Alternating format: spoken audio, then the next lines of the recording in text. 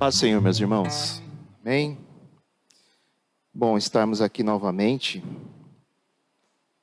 podendo aprender um pouco mais a respeito da palavra do Senhor, né?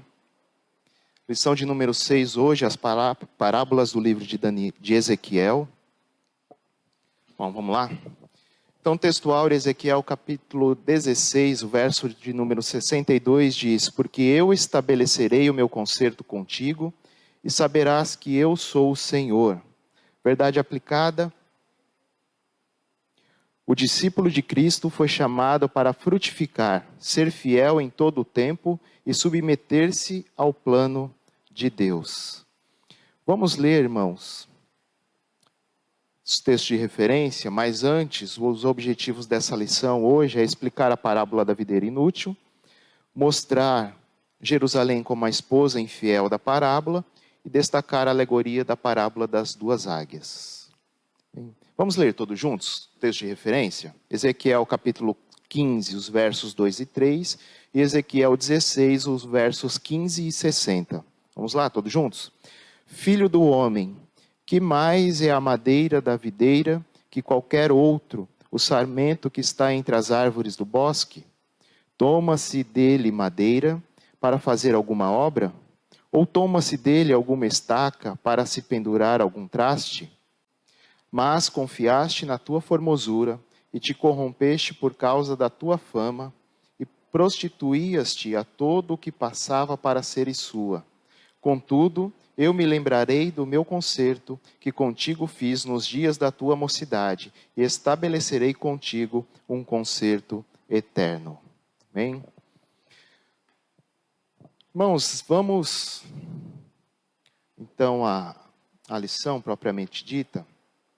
A introdução diz: o Senhor Deus ordena a Ezequiel que anuncie a mensagem profética por intermédio de parábolas, que retratavam a situação pecaminosa de seu povo, o juiz divino e promessa de restauração. Então, esse ponto do estudo do livro de Daniel, ele trata de 3 enigmas, né, ou histórias que nós chamamos de parábolas, preditas por Deus ao profeta Ezequiel. Então, nós vamos falar sobre a parábola da videira inútil, da esposa infiel e as duas águias. Algumas pessoas, né, alguns acham estranho que no Antigo Testamento contenha parábolas, né, porque é muito mais comum nós encontrarmos parábolas no Novo Testamento. Tá? No Novo Testamento a gente tem aí cerca de 39 parábolas. Né? Esse número ele pode variar um pouquinho, dependendo da versão, né, da interpretação textual. Mas aí por volta de 39 parábolas no Novo Testamento. No Antigo Testamento nós temos cerca de 11 parábolas. Mesma coisa, pode variar um pouquinho dependendo da interpretação. Tá? Mas, por exemplo, nós temos lá em Neemias, no capítulo 23, a parábola dos moabitas dos israelitas. Né? Quem narra essa parábola é Balaão, lá no Monte Fisga. Temos também em Juízes 9, 7 a 15, as árvores que escolheram um rei, que ela foi contada por Jotão.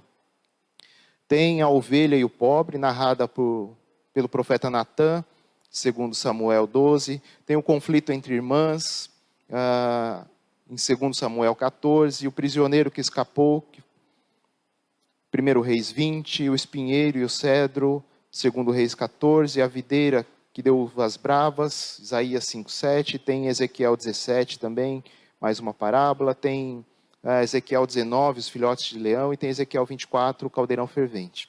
Né? Mas, o que é parábola? Né? O que é uma parábola? De forma simples, parábola consiste em uma narrativa que vai se utilizar de alegorias para demonstrar uma verdade ou uma realidade de algo que se deseja expor. Essas narrativas, elas podem ou não ser factíveis, né? Mas as suas lições, elas sempre são verdadeiras. Né? Sempre são. A história, de maneira geral, pode ou não ser verdadeira, mas o ensinamento por trás dessa história, né? O ensinamento por trás dessa narrativa, sempre é verdadeiro. Né? Então, elas têm o propósito principal de levar os ouvintes a uma reflexão, tem o propósito de facilitar o ensino, o propósito de facilitar a compreensão de uma verdade que se deseja apresentar. Então, elas evocam a comparação com outras realidades, né? Então, você conta uma história para comparar com outra e trazer um ensinamento, né? Com o objetivo de facilitar o entendimento, facilitar o aprendizado, né? Então, esse recurso, irmãos, ele foi um recurso bastante usado e ainda é bastante usado ainda hoje pelos rabinos, né? Os hebreus rabinos. Então, eles utilizam esse recurso como um método de ensino, tá? E as parábolas, elas fazem parte da literatura judaica, porque os hebreus, eles são grandes contadores de histórias, né? Os hebreus, eles contam muito a história, principalmente lá no início, né? A transmissão, fugiu a palavra agora. A história se deu assim, né? Eles contavam, né? De pais para filho, né? De filhos para seus filhos, a transmissão oral, né? Eles tinham muito isso lá no começo e ainda hoje eles mantêm essa prática. Então eles são grandes contadores de histórias. E Jesus, ele se destaca como um dos maiores contadores de parábolas, né? Então as parábolas, elas não são uma exclusividade dos judeus, mas como eu disse, né, elas são um recurso poderoso para assimilação, para fixação de um ensinamento. Portanto, é muito útil no meio acadêmico também, pedagógico, né? Então o profeta Ezequiel, ele recebe as 3 parábolas do próprio Deus. Então nós temos Ezequiel capítulo 15, os versos 1 e 2, e dizem: é tradição oral, tá, irmãos? Eu falei transmissão, é tradição, né? Então a tradição oral, isso é muito presente na vida dos judeus, de alguns povos, né? Quando eles ensinam seus filhos através da história, tá? Então vamos lá, Ezequiel 15, os versos 1 e 2 diz: e veio a mim a palavra do Senhor dizendo: filho do homem, que mais é a madeira da videira que qualquer outro, o sarmento que está entre as árvores do bosque? E aí, o 16, 1 e 2, e veio a mim a palavra do Senhor dizendo: filho do homem, faze conhecer a Jerusalém as suas abominações. E Ezequiel 17, também 1 e 2, e veio a mim a palavra do Senhor dizendo: filho do homem, propõe uma parábola e usa de uma comparação para com a casa de Israel. Então, qual que era o propósito aqui? O propósito era expor o estado espiritual deplorável que o povo se encontrava. Não é? Era expor aquela rígida sentença que viria sobre eles. Não é? Então, expor o estado que eles estavam, expor a sentença que viria por conta do estado que eles estavam, né? E também o compromisso do Senhor com aquela nação que envolvia uma promessa de renovação. Tá? Então, você perceba que as parábolas, elas seguem uma estrutura, né? um padrão rigoroso utilizado por Deus para atrair o seu povo para si novamente. Então, como que funciona?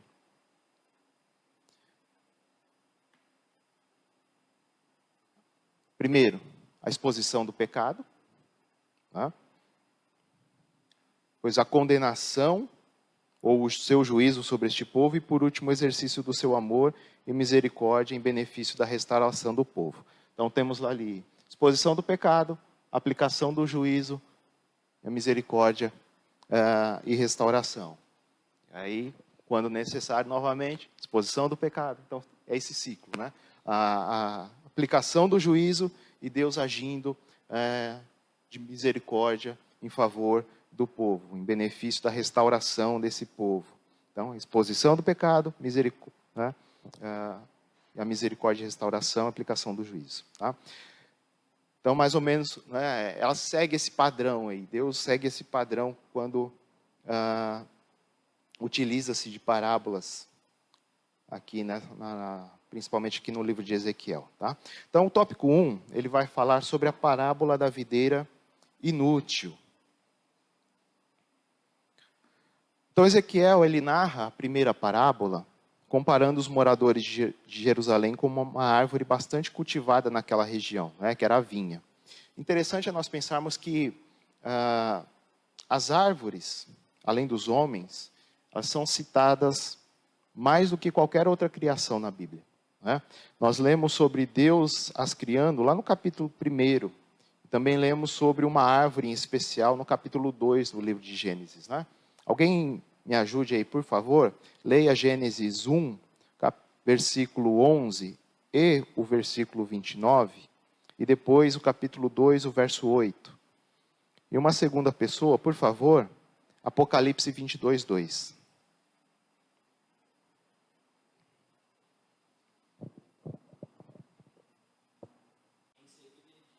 Que a terra produza todo tipo de vegetais, isto é, plantas que deem sementes e árvores que deem frutas, e assim aconteceu.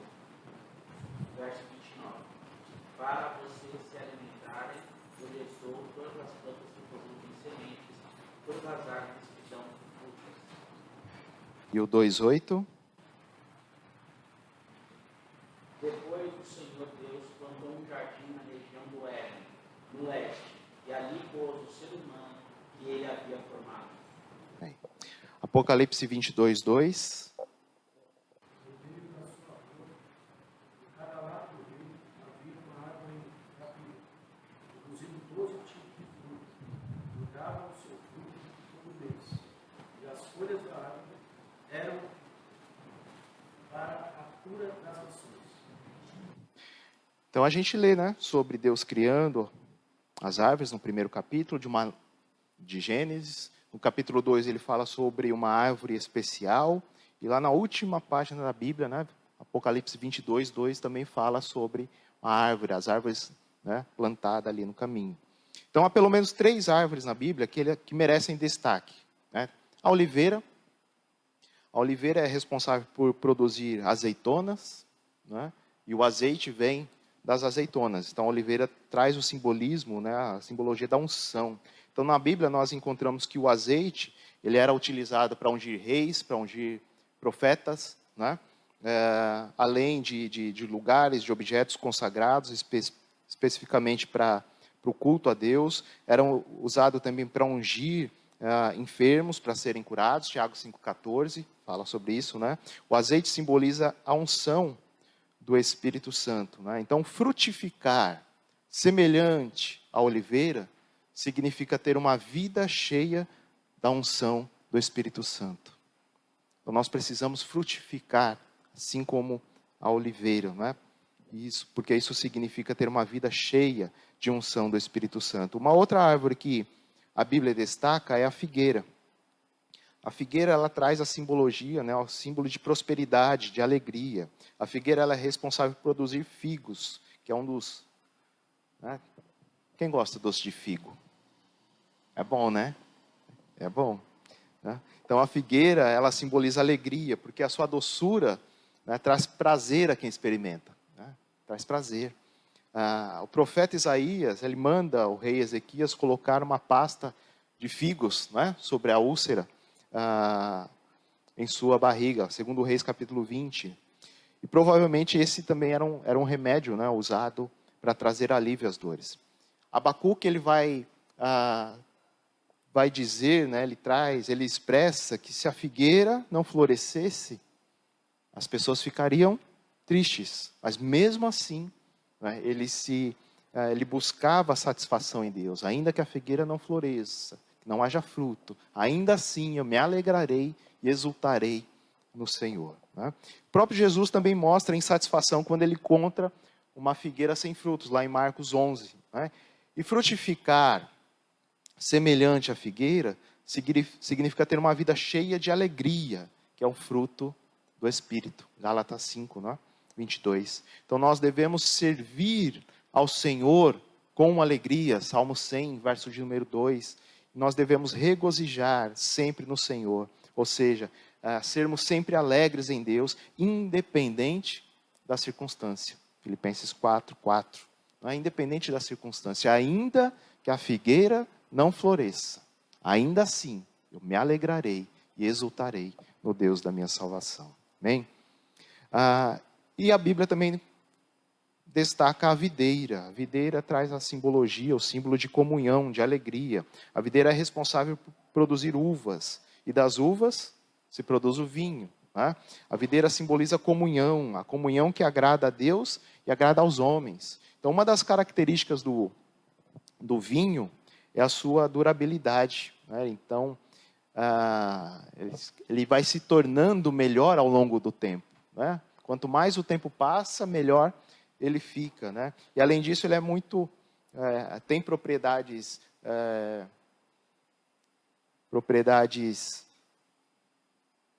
ele faz bem, né? É saudável. Né? Né? E sacia a sede. Então, eles usavam muito isso antigamente porque ele podia ser levado em viagens pelo deserto sem perder o valor nutritivo. Né? Então, frutificar como a videira é viver uma vida de alegria, de comunhão com Deus e com os irmãos. Amém, queridos? A Bíblia também, em diversas passagens, compara os homens a árvores. Né? No livro de Daniel, o rei Nabucodonosor, ele sonhou com uma árvore tão alta que tocou o céu. Né? Daniel 4:14, se alguém puder ir abrindo aí, por favor. E essa árvore era frondosa, ela frutificava em abundância, de modo que os seus frutos alimentava a todos. Né? Ela estava no centro da terra, todos podiam vê-la, mas no sonho o anjo grita: derribai a árvore. O que está escrito aí, irmãos? Alguém me ajuda aí. Derribai a árvore. Quem achou pode ler para mim, por favor.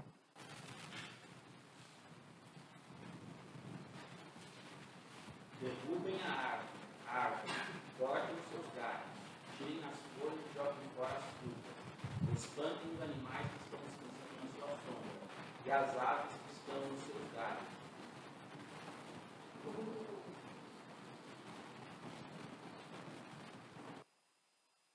Então Daniel foi o único capaz de interpretar esse sonho. Né? Então ele disse: a árvore que existe és tu, rei. Né? Então ele faz essa interpretação e diz: olha, essa árvore que você sonhou é você mesmo. O versículo 22, né, ele vai dizer isso aí. Então, no livro de Judas, nós também encontramos um texto que faz a comparação entre a árvore e o ser humano. Judas 1, o verso de número 12 diz: estes, né, homens, são manchas em vossas festas de fraternidade, banqueteando-se convosco e apacentando-se a si mesmos sem temor. São nuvens sem água, levadas pelos ventos de uma para outra parte. São como árvores murchas, infrutíferas, 2 vezes mortas, desarraigadas. Então Judas, ele compara, né, os falsos mestres às árvores de outono, né, que normalmente são secas nesse período, sem folhas, né, não oferecem sombras, não tem muita utilidade. Né? Você precisar de sombra, não tem sombra. Por quê? Porque não tem folha, porque no outono as folhas caem. Né? Também não frutificam nessa época. Então ele estava dizendo que eles prometiam descanso, né? Mas ofereciam cansaço. Esses falsos, vocês estão meio... Né? Ele estava dizendo: vocês oferecem descanso, mas vocês prometem descanso, mas oferecem cansaço. Vocês prometem vida, mas vocês estão produzindo a morte, né, no sentido espiritual, espiritualmente falando. Tá? João Batista também faz esse tipo de comparação. Mateus 3,10 ele diz: e também agora está posto o machado à raiz das árvores. Toda árvore, pois, que não produz bom fruto, é cortada e lançada no fogo. Então, enquanto João Batista batizava as pessoas no Rio Jordão, ele pregava também essa mensagem aos seus ouvintes. Então, o profeta, ele dizia, né, que as pessoas, elas deviam se arrepender dos seus pecados, então ele comparava o arrependimento a um fruto, né? O arrependimento é um fruto. E nesse paralelo, o ser humano é uma árvore que deve produzir, sim, o fruto do arrependimento. Né? E por último, Jesus também compara os homens a árvores quando ele ensina sobre a importância de sermos frutíferos. Mateus 7, do 16 ao 20. Portanto, pelos seus frutos os conhecereis. Toda árvore que não dá bom fruto, corta-se e lança-se no fogo. Então, Ezequiel, em sua parábola, ele compara os moradores de Jerusalém a uma videira, porém essa vide é improdutiva. Ela não está tendo utilidade alguma. O povo de Deus, antes chamados para florescer, para produzir frutos, ele torna-se agora infecundo, não está produzindo nada. É estéril por causa dos seus delitos, por causa dos seus pecados contra o Senhor.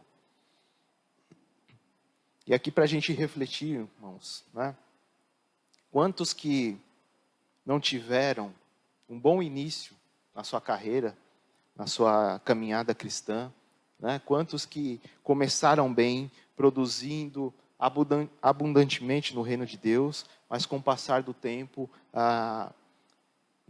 enveredaram-se por uma vida de pecados, ou mesmo esfriaram ao ponto de levar uma vida medíocre na presença do Senhor. Quantos relatos, quantas pessoas que a gente conhece que estão nessa situação. Começam bem, frutificam, mas ao longo do tempo, ou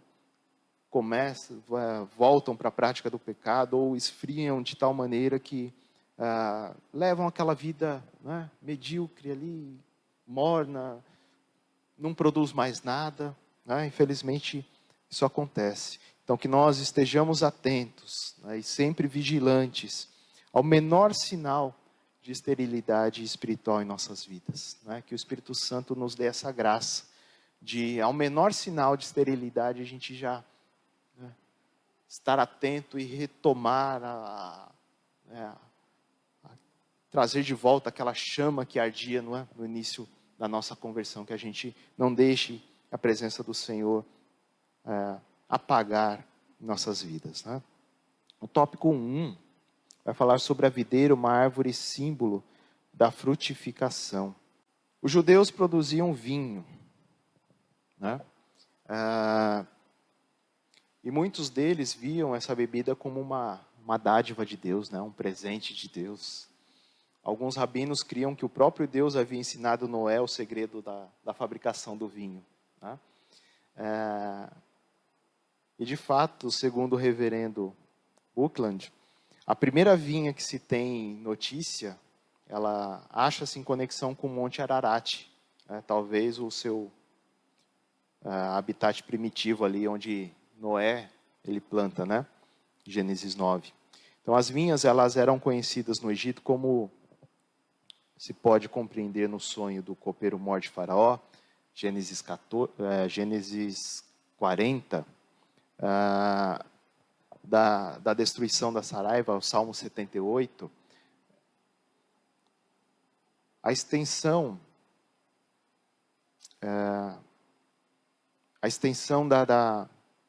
e a importância da cultura das vinhas, elas se mostravam abundantemente nos monumentos, onde se acha representado pela pintura, pela escultura de todo o processo de tratar as videiras. A gente vê muito isso, em algumas civilizações, nos povos mais antigos aí, a Grécia, você vê bastante esculturas, monumentos, a respeito disso, de vinhas, plantio, cultivo,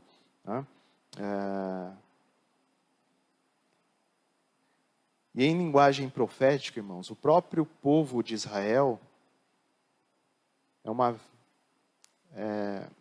era uma vinha trazida do Egito. O Salmo 80, o verso de número 8, ele diz assim: trouxeste uma vinha do Egito, lançaste fora as nações e a plantaste. Então tem um escritor, um teólogo que explica que no Antigo Testamento, a videira é um símbolo comum para Israel, o povo da aliança de Deus. Nós temos aí diversos textos que falam a respeito disso. O Salmo 80, Isaías 5, Jeremias 2, Ezequiel 15, Isaías 10. né? Tem vários textos aí que fazem menção a isso. E mais notável ainda é o fato de que sempre que Israel histórico ele é referido sob essa figura, enfatiza-se o fracasso em produzir bom fruto, né? Sempre quando o Israel histórico ele é associado a essa figura da videira, da vinha, enfatiza-se o fracasso da videira em produzir bom fruto, junto com a consequente ou a correspondente ameaça do julgamento de Deus sobre a nação, né? Já percebeu isso? Agora, em contrapartida, nesse momento, em contraste com esse fracasso de Israel em produzir bons frutos, Jesus declara: eu sou a videira verdadeira. Ou seja, aquela para quem Israel apontava, aquela que produz bom fruto de verdade, de fato, né? Então, portanto, mesmo no Novo Testamento, a comparação do povo de Deus a uma videira, ela é válida, porque Jesus é a videira verdadeira e nós somos os ramos, né? Nós somos as varas que foram ligadas a ele, que foram enxertadas nele, né? João 15, o verso de número 1, o 2 e o 5 diz: eu sou a videira verdadeira e meu pai é o lavrador. Toda vara em mim que não dá fruto, atira e limpa toda aquela que dá fruto, para que dê mais fruto. Eu sou a videira, vós as varas, quem está em mim e eu nele, este dá muito fruto, porque sem mim nada podeis fazer. Então aqui no capítulo 15 de João, Jesus ele vai destacar 3 relacionamentos vitais do cristão. Dos versos 1 a 11, ele fala sobre o relacionamento do crente com Cristo. E o termo-chave aqui, né, de João 15, de 1 a 11, o termo-chave aqui é permanecer. Esse termo permanecer, ele é usado 10 vezes. Né, nesses 11 versículos, nós encontramos 10 vezes esse termo permanecer. Então, a ênfase aqui nesse trecho é justamente a união. Dos versos 12 a 17 de João 15, Jesus está tratando do relacionamento do crente com os demais crentes. E o termo-chave aqui é amor. Desses 6 versículos, nós encontramos 4 vezes esse termo amor sendo usado nesse trecho. Então, a ênfase aqui é comunhão. E João 15, de 18 a 27, Jesus trata do relacionamento do crente com o mundo, né? E o termo-chave aqui é odiar. Desses 10 versículos, né, de 18 a 27, esse termo odiar, ele é usado 7 vezes. Então a ênfase aqui é perseguição.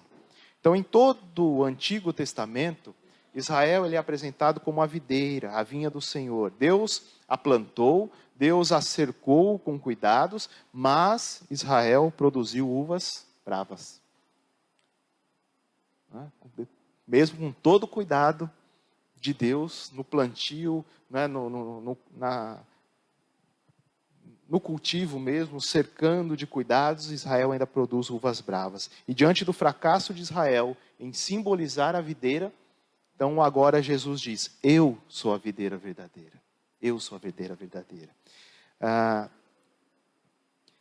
O Hernandes Dias Lopes ele vai dizer que Jesus, como a videira verdadeira, é o tronco no qual o galho precisa buscar sua seiva para frutificar. Então, quanto maior a conexão do ramo com o tronco, maior é a capacidade de produção desse ramo. Quanto mais esse ramo estiver em conexão com o tronco, maior é a capacidade dele produzir bons frutos, né? A vida, a força, o vigor, a beleza, a fertilidade do ramo, eles estão na sua permanência no tronco.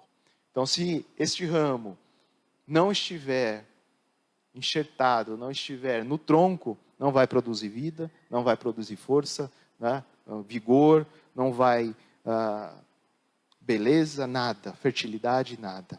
Então, essa capacidade de produção está na permanência do ramo no tronco. Então, em nós mesmos, irmãos, nós não temos vida, na verdade. De nós mesmos nós não temos vida, nós não temos força, nós não temos poder espiritual. Tudo que somos, tudo que sentimos, tudo que fazemos vem de Cristo.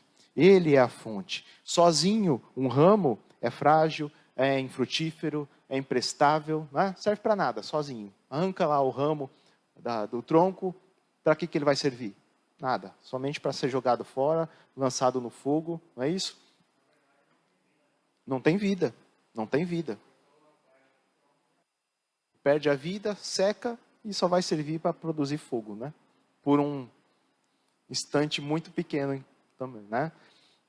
Então, sozinho, não serve para nada, apenas para ser queimado. Ezequiel 15, né? Esse capítulo que nós lemos, você pegar aí do 1 ao 8, ele traz esse ensinamento. Então, o ramo não é capaz de gerar a própria vida, não é. Mas ele precisa retirar essa vida da videira. Então, ele só terá vida se ele estiver enxertado na videira, no tronco. Né? Então, de igual forma, a nossa união vital com Cristo, que nos permite dar frutos, se nós estivermos nele, estivermos enxertados nele. Por isso que ele disse, sem mim, nada podeis fazer. Sem mim, vocês não são nada, não podem nada, não têm nada. Né? Porque ele é tudo em nós. Hein? Então, o trabalho do agricultor é cuidar da videira, né, a fim de que seus ramos produzam muitos frutos. Né? E para isso, o agricultor ele levanta, ele limpa, ele poda os ramos. O agricultor poda os ramos de duas maneiras. Né? A primeira é limpando e podando os ramos para que sejam renovados. Né? Então, ele tira ali o que está em excesso, para que ele tenha mais força, mais vigor para crescer, para produzir melhores frutos. Né? Agora, a segunda é removendo justamente os ramos secos, sem vidas, para lançá-los fora. Né? E aí nós tem um teólogo que destaca aí 5 elementos de punição para o homem que não está ligado a Cristo. Então, o homem que não está ligado a Cristo, fatalmente ele é lançado fora como um ramo, como João capítulo 15, verso 6, lançado fora. O homem que não está ligado a Cristo, ele seca. Seca, né? Embora essa pessoa possa ter uma vida prolongada, ela não tem paz, não tem alegria, não tem vigor, ela seca.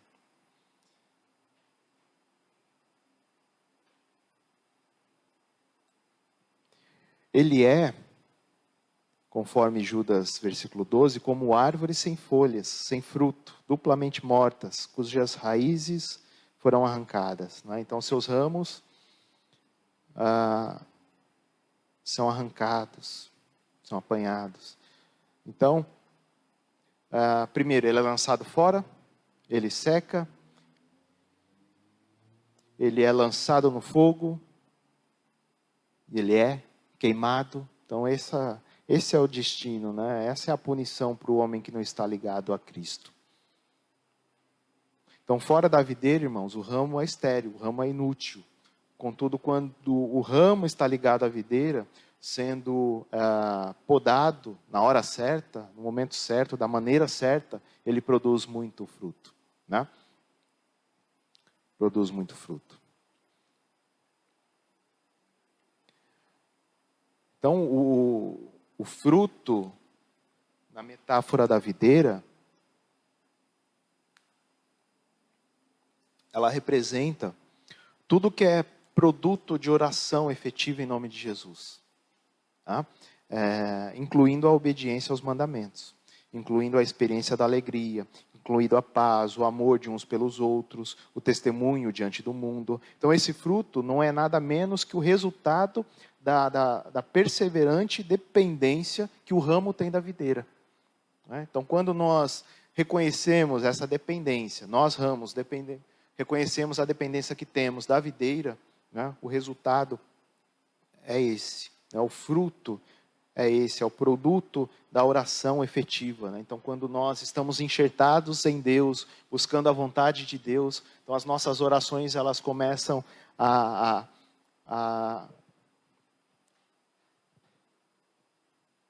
nós começamos a orar de acordo com a vontade de Deus, né? Buscando o melhor de Deus. Então, fatalmente, esse fruto, ele nasce, né?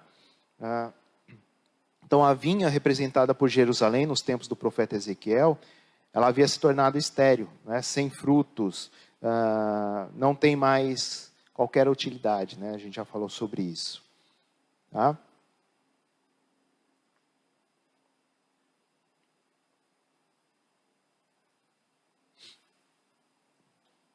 Então, tópico 1.1. Alguém quer fazer algum comentário a respeito? Algum acréscimo, alguma dúvida, alguma coisa? Por favor, irmãos, fiquem à vontade, tá? Então, tópico 1.2 vai falar sobre a videira, mesmo frágil, pode se destacar pela sua boa produção.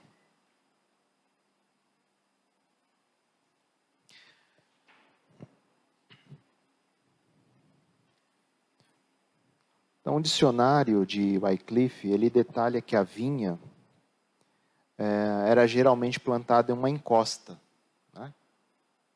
Geralmente plantada numa encosta. E muitas vezes em forma de terraços, era cercado por muros de proteção, feitos de pedras ou arbustos, né?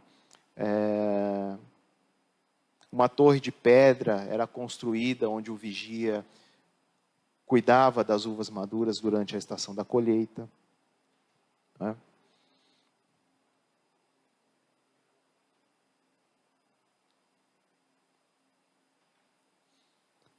E a videira, irmãos, mesmo sendo uma planta muito delicada, quando ela é bem cuidada, ela produz muitos frutos. Ela produz fruto em abundância.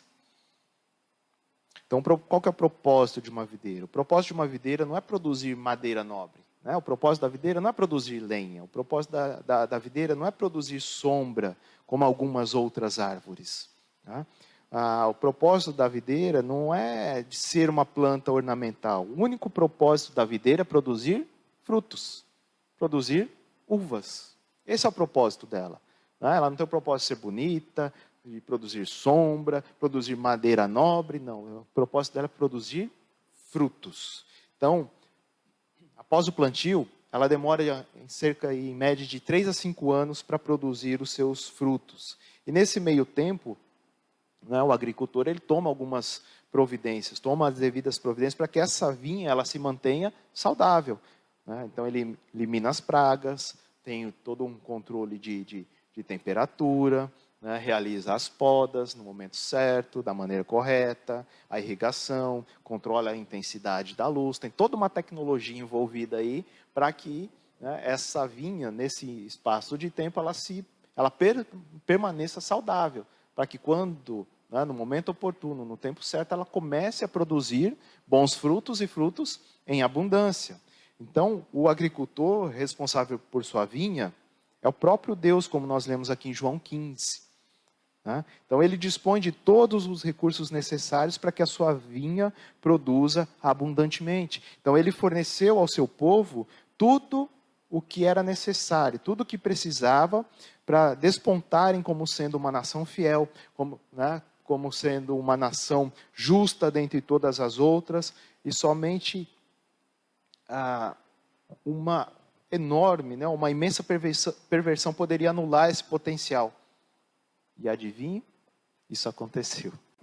Então, Deus ele fornece tudo o que o povo precisava para ser uma nação diferente, para ser exemplo para os demais povos, né? Porém, Israel fracassa, né?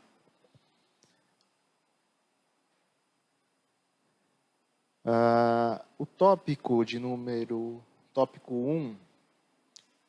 o 1.3, aí é uma pergunta: o que mais pode ser feito?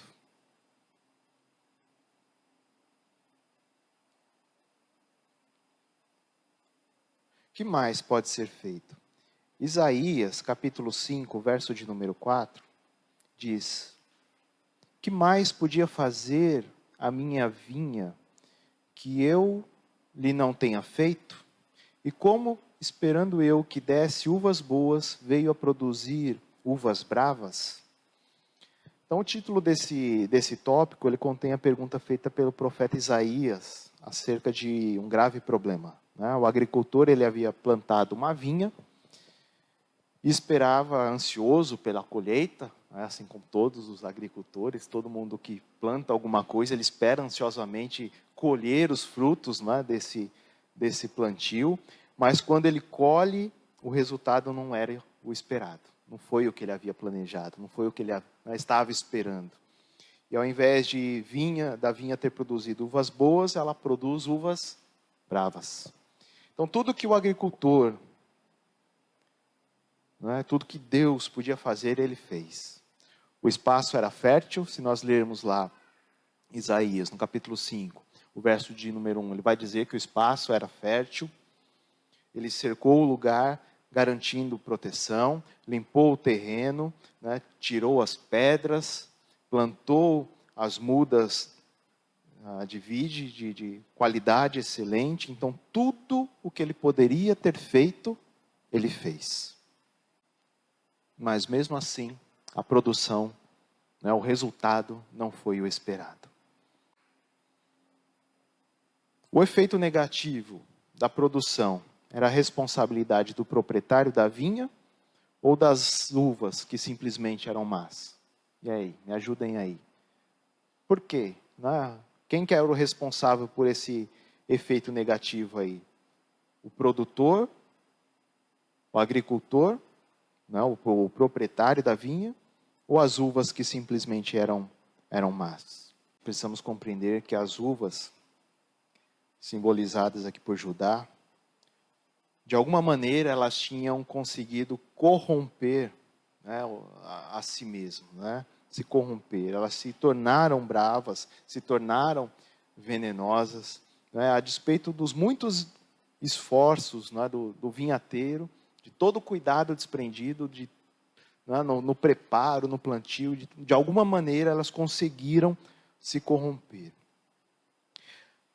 Deus condena os pecadores com base em suas próprias palavras. Alguém leia para mim, por favor, só para a gente entender essa frase. Deuteronômio 32:6. Uma outra pessoa, Jó 15:6, por favor. Povo sem juízo, sem sabedoria, é assim que tratam o Senhor Deus? Ele é o seu Pai que criou. Foi Ele quem fundou e firmou a nação de vocês. Com a própria boca respondeu: eu não sou eu. Sim, os próprios lábios testificam contra ti. A boca te condena. Seus próprios lábios testificam contra ti. Então não houve economia no cuidado, não houve economia no empenho do vinhateiro, né, do agricultor, do produtor. Champlin, ele vai explicar, ele vai dizer que esse versículo, né, o Isaías 5:4, quando o profeta pergunta, que mais podia fazer a minha vinha que eu não lhe tenha feito? Então ele explica que esse versículo se refere novamente aos elaborados do versículo de número 2. Alguma coisa, porventura, fora deixada por fazer? Então, ele vai dizer que o vinhateiro divino, ele lança uma pergunta que os apóstolos não podiam responder com um sim. O não necessário significa que aqueles pecadores estavam autocondenados, né? Então, o que eu disse, de alguma maneira que elas conseguiram se corromper, né? Então, pelo teu próprio lábio, né, te condena. Foi o que nós lemos em Jó 15:6. Então nós devemos entender que a lei mosaica, ela tinha sido habitualmente violada porque essa era a conduta padronizada de Judá, né? As uvas, elas azedaram devido à desobediência. Desobediência. Toda a nação de Judá, ela foi sendo gradualmente paganizada, né? Aos poucos, ao longo do tempo, ela foi sendo paganizada. Isaías 2,6 a gente pode ler sobre isso. E ao paganizar-se, Judá ele perdeu a sua distinção como nação, como povo, né, de Deus, porque o que distinguia Judá dos demais povos era justamente a guarda da lei, que foi dada para ser obedecida pelo povo em aliança com Deus. E eles deixaram de observar a lei do Senhor, deixaram de obedecer à lei do Senhor. Então, com o passar do tempo, eles foram gradualmente sendo paganizados, né?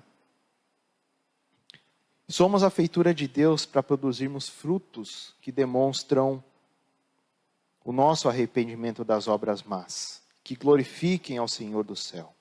Então ele organiza, ele dispõe tudo o que é necessário para que nós possamos produzir tais frutos, né, bons frutos, e para isso ele nos escolheu e nos nomeou, conforme João 15:16a. Não me escolhestes vós a mim, mas eu vos escolhi a vós, e vos nomeei, para quê? Para que vades e deis fruto, o vosso fruto, e o vosso fruto permaneça. Então nós fomos nomeados, escolhidos por Deus, para darmos frutos, para frutificarmos. Então, do mesmo modo que Jerusalém não pode responder à pergunta feita pelo profeta Isaías, o fato de como a vinha produzir uvas bravas ao invés de uvas boas, ninguém poderá se justificar perante Deus por sua infertilidade. Não tem como. Não tem como se justificar diante de Deus. Porque Deus ele nos dá toda a ferramenta, todo o cuidado, tudo que é necessário para que nós produzamos bons frutos. Então não há justificativa para que sejamos infrutíferos, para que produzamos frutos maus. Não há. Não é? Da mesma maneira como Jerusalém não pôde responder aquela pergunta de Isaías, não é? Pergunta de Deus através de Isaías, ninguém poderá se justificar perante Deus por sua infertilidade. Todos recebemos do Senhor a mesma seiva nutricional, os mesmos nutrientes, né? O mesmo cuidado, a mesma preocupação para que tenhamos o melhor meio para produzirmos com abundância. Portanto, não há pretextos, não há justificativas, não há considerações razoáveis, não há argumentação diante do Criador. Não há, não há. Tenhamos consciência de que fomos escolhidos por Jesus. E essa escolha é fruto da graça de Deus. Deus nos escolheu, né, por conta da graça.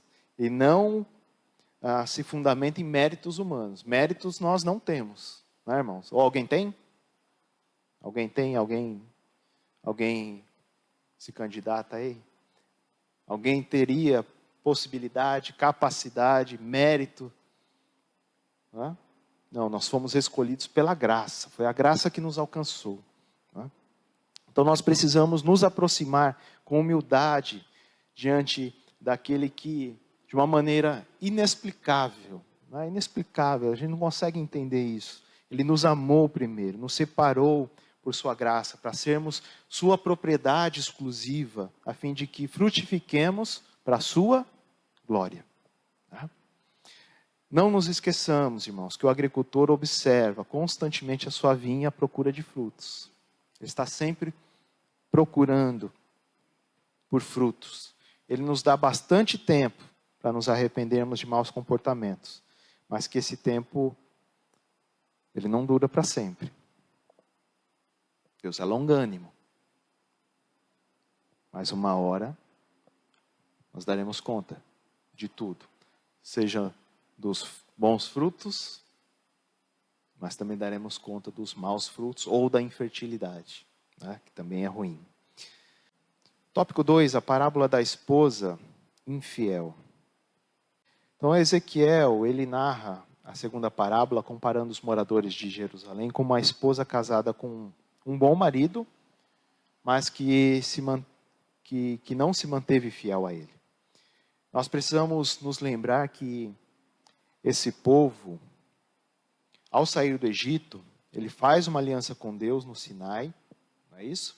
Eles fazem essa aliança, de obedecer ao Senhor, de obedecer toda a lei, todos os estatutos que lhes seriam ordenados, e eles respondem positivamente, ou seja, eles aceitam a aliança, né?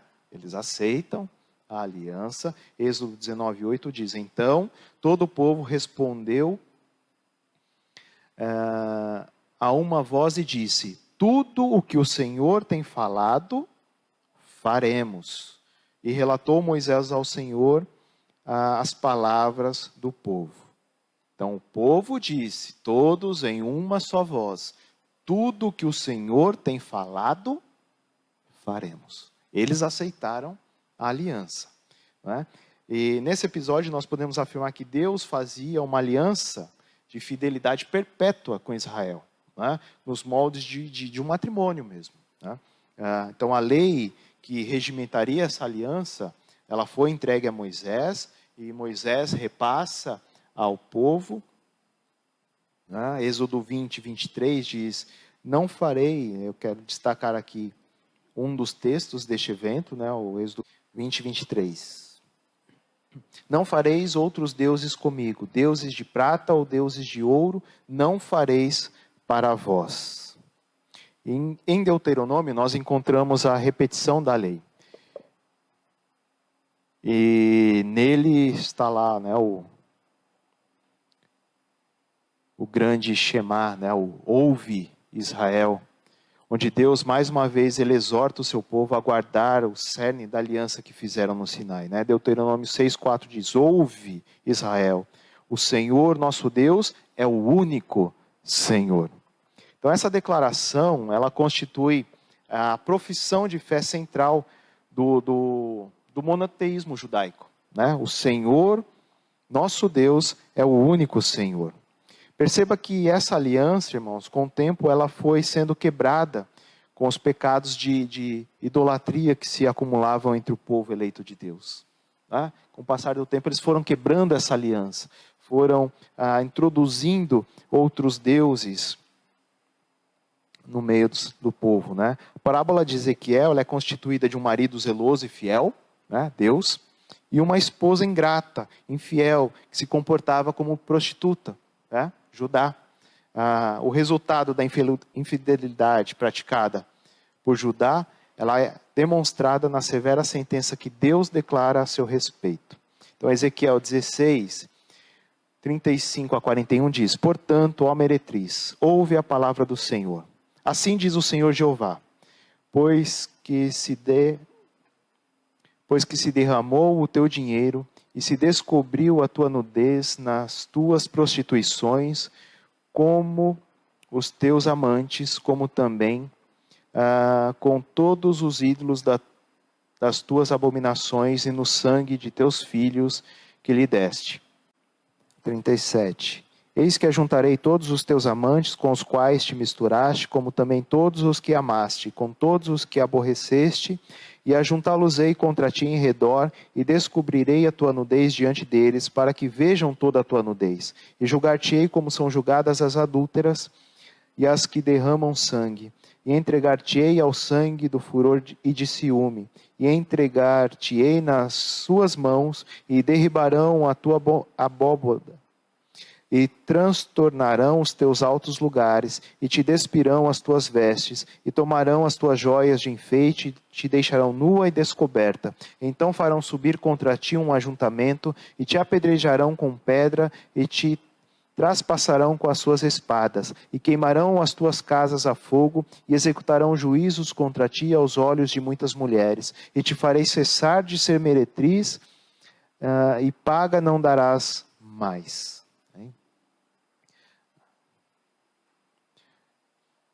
Aí no 2:1, a infidelidade traz consequências desastrosas.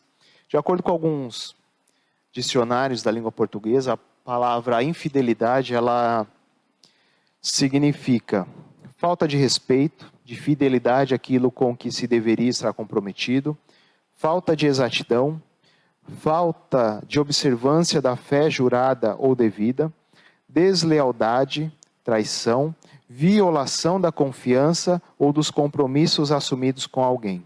Biblicamente, irmãos, a infidelidade, acontece quando resolvemos tomar nossas decisões baseadas em nossas próprias vontades. E não baseadas na vontade de Deus. Então significa não guardador do concerto, se assim podemos dizer, né? Não guardador do concerto, ou seja, aquele que se recusa ser fiel ao concerto, né? Ou à aliança feita, é o quebrador do concerto, né? O infiel, ele é considerado também como descrente, como incrédulo, né? Esse conceito, ele parece razoável quando nós entendemos o significado da palavra fidelidade, que é o antônimo, né, de infiel. Fidelidade quer dizer certeza. Então a relação com o Criador era maravilhosa, né? Era maravilhosa. Os primeiros cuidados, as grandes promessas contidas na aliança, no concerto, as promessas, as vestimentas mais nobres, a fama conquistada por causa da glória do esposo, né? Mas tudo isso não pareceu suficiente, né? Tudo isso não foi suficiente. E Jerusalém, então, torna-se infiel, passa a se prostituir com diversos amantes, né? O texto que nós lemos aqui diz diversos amantes, né?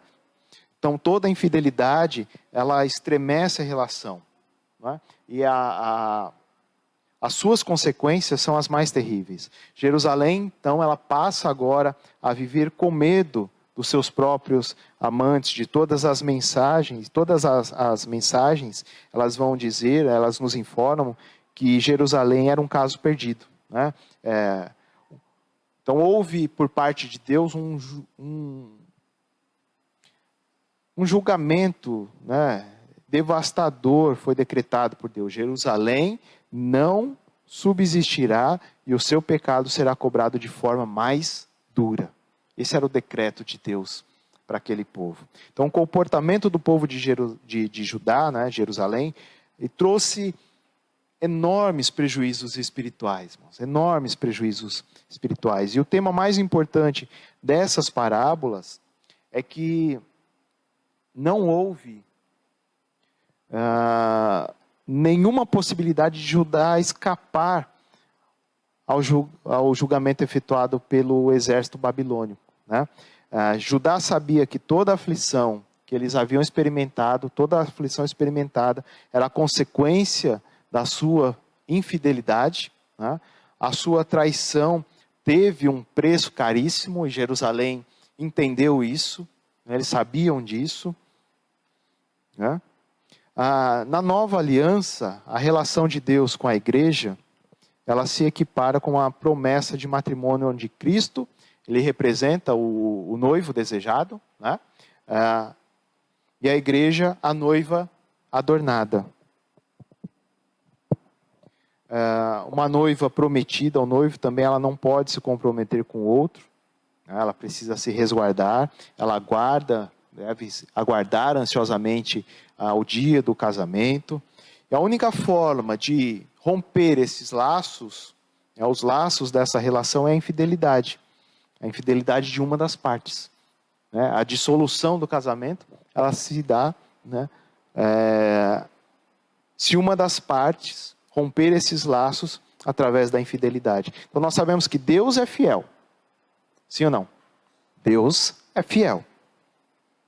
Cabe à noiva, mesmo diante de tantas seduções desse mundo, preservar-se para o seu noivo, aguardar o seu noivo, se preparar para o seu noivo até o grande dia, né? Então essa aliança, essa relação, ela só vai se quebrar se a noiva for infiel, porque Deus é fiel e permanecerá fiel até o fim, né? Então essa é a única possibilidade. O 2.2, o perigo de desprezar a benignidade de Deus. Alguém tem algum comentário?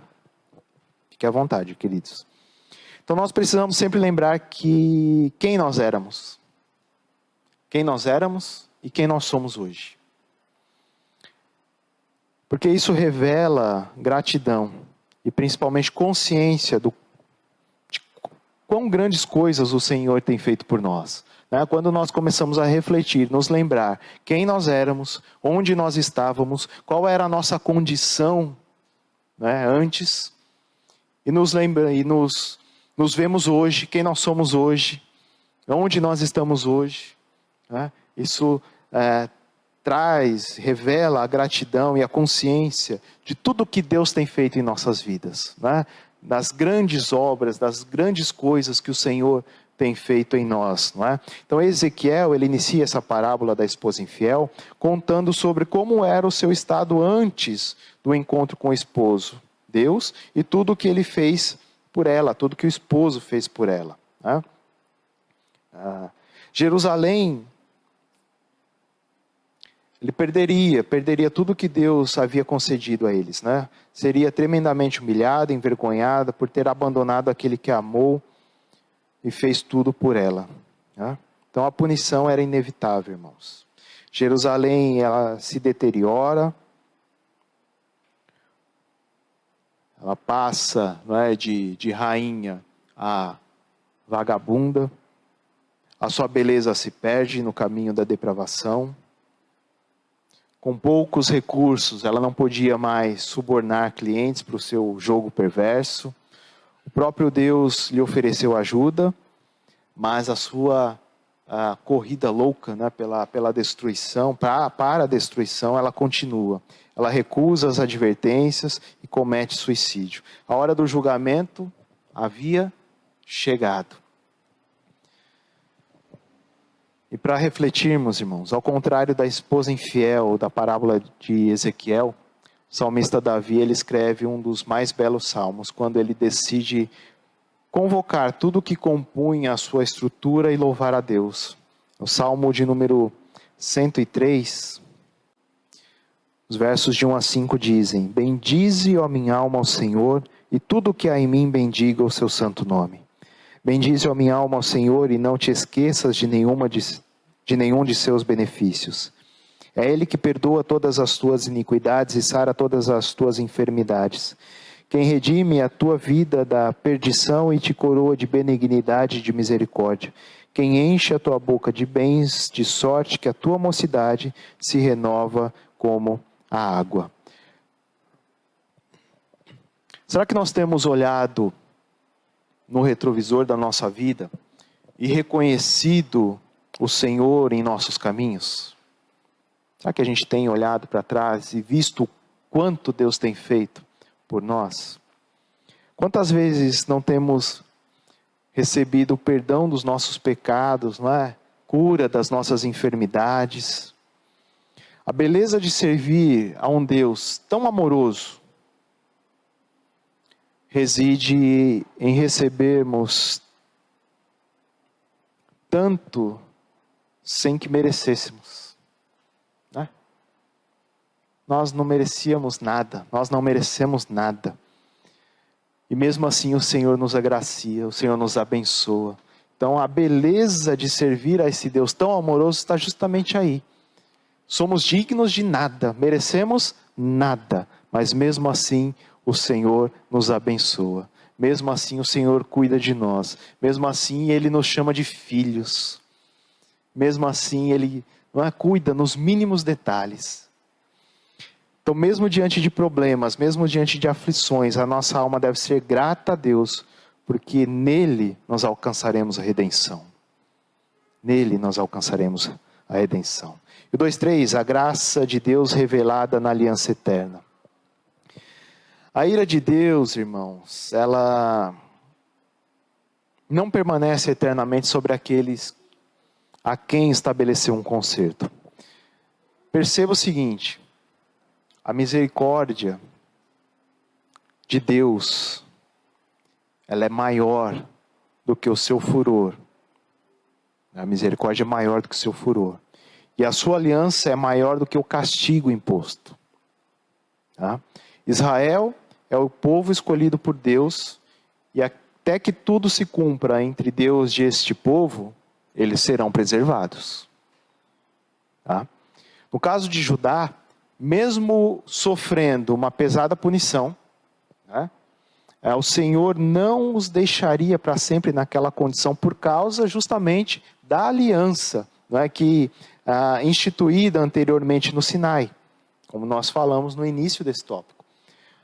Então a esposa infiel, antes a rainha do mundo, né, mas agora entregue aos amantes como um traste sem valor,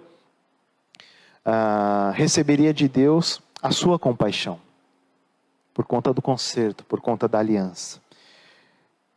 E ao final do capítulo 16 de Ezequiel, nós encontramos as palavras reconciliadoras do Deus Todo-Poderoso em favor de Judá. Então, Ezequiel, capítulo 16, o final do capítulo, verso de número 60, 16, 60 diz: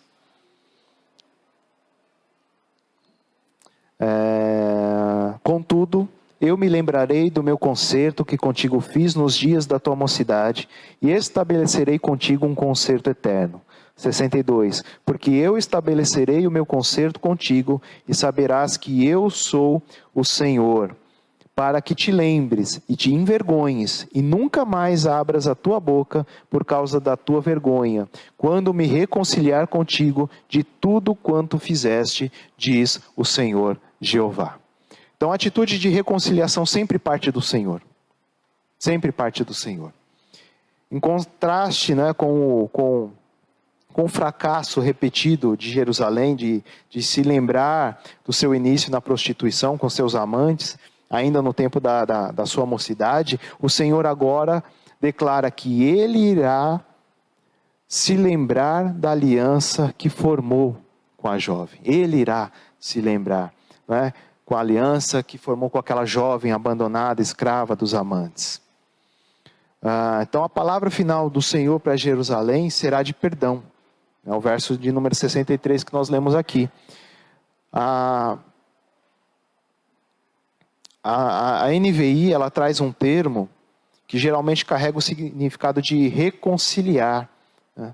Então ela funciona nos contextos sacerdotais para se referir às atividades, né, os rituais de purificação feitas em favor do povo no santuário.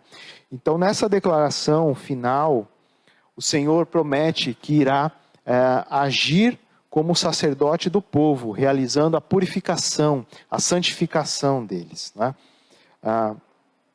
Então o perdão de Deus, ele será tão completo, irmãos, que depois que Israel receber esse perdão, nunca mais precisará, né, o verso 63 que nós lemos aqui, nunca mais precisará abrir a sua boca para dizer qualquer coisa acerca da vergonha que sentia, né?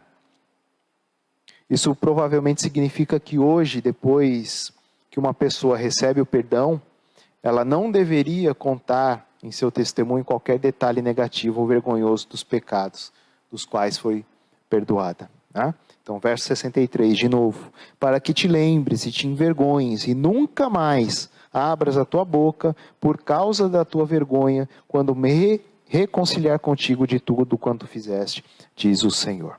Amém? A parábola das duas águias, o tópico de número 3, nós vamos deixar aí para depois, tá, queridos? Vocês leiam em casa, infelizmente o tempo se foi. E só para fechar, a conclusão diz: é fundamental estarmos atentos aos ensinos e avisos de Deus contidos nas Escrituras.